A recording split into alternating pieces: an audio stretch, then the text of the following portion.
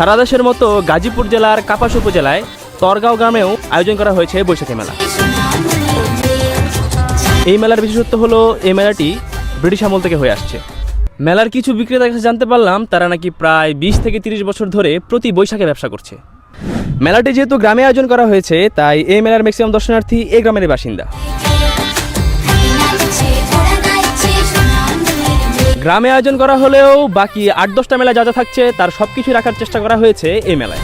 তবে বৈশাখী মেলার মূল আকর্ষণ হলো হালখাতা। এই দিনে ব্যবসায়ীরা তাদের দেনা পাওনার হিসেব নিয়ে বসেন এবং পরিশোধের জন্য খদ্দেরদের আমন্ত্রণ করেন। হিস্টোরিক্যাল পার্ট, অনেকে জানে না এই পহেলা বৈশাখ বা বাংলা নববর্ষ শুরু হয়েছিল আজ থেকে প্রায় অনেক বছর আগে। 1556 খ্রিস্টাব্দে মুঘল সম্রাট আকবর প্রথম বাংলা সনের প্রচলন করেছিলেন। কারণটা ছিল খুবই সিম্পল, চাষাবাদ এবং কর আদায় সহজ করার জন্য। এর আগে হিজরি ক্যালেন্ডার ব্যবহার করা হতো যা কৃষির সাথে একদমই ম্যাচ করতো না। তখনই তৈরি করা হয় ফসলি সন, যা বর্তমানে আমাদের বাংলা সন হিসেবে পরিচিত।